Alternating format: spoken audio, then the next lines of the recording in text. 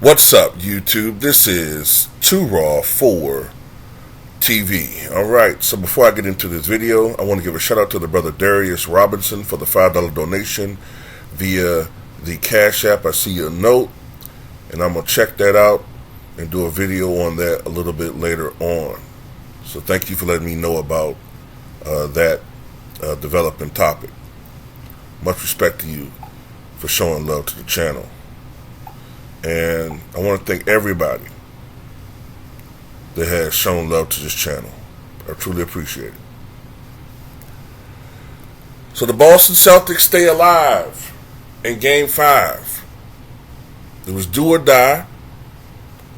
And once again, Boston flipped the script and looked like a totally different team than the team that we had seen the first 3 games of this series. The final margin, 110-97, was not even really indicative of the ass kicking that they gave the Miami Heat in this game. And once again, Jimmy Butler, who was totally unstoppable against the Milwaukee Bucks. I mean, just totally unstoppable, like a different player. Averaging, I think, almost 38 points a game versus the Milwaukee Bucks. And even against the Knicks, even though it was down more than 27, I think, points a game, but still, he was a dominant player in those 2 series. But in this particular series, playoff Jimmy Buckets has been limited. In this game, Game 5, he was held to, I believe, a playoff low of just 14 points. But trying to look at some of these numbers before I go into this particular video. Give me 1 second.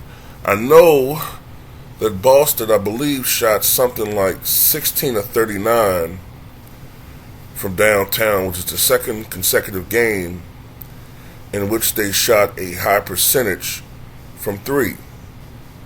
41%, the second game in a row in which they shot over 40% or more from 3. They're 51% from the floor overall, 14 of 19 from the line, and they got balanced scoring in this particular game. Game 4, they were led by Jason Tatum, who put up 33 points.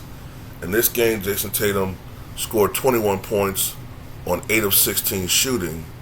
He was only 1 of 6 from downtown, but he did have 8 rebounds and dished out 11 assists and had 2 steals.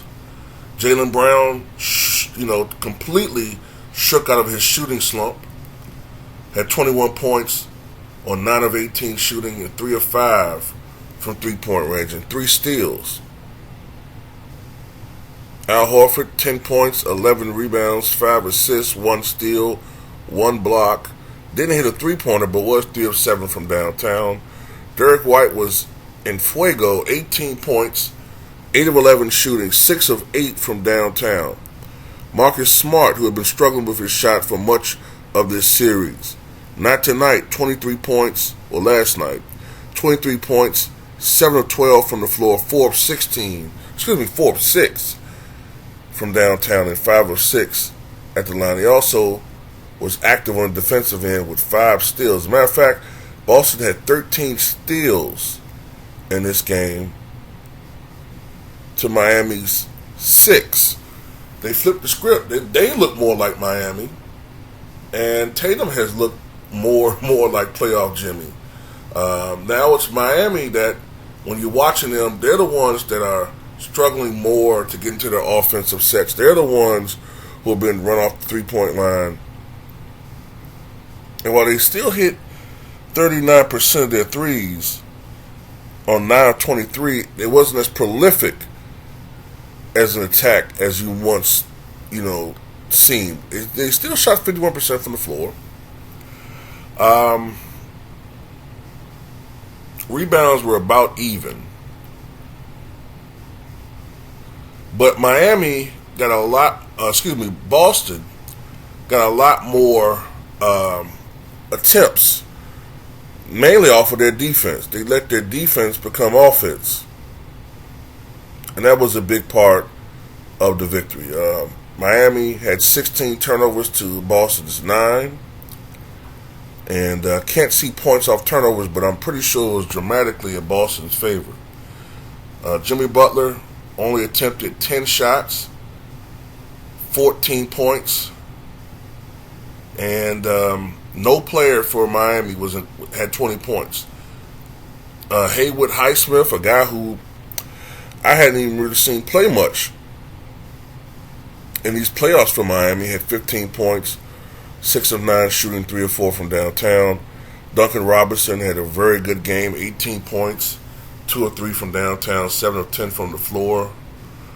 Caleb Martin had an okay game, 14 points, 5 of 12 shooting. Bam Adebayo,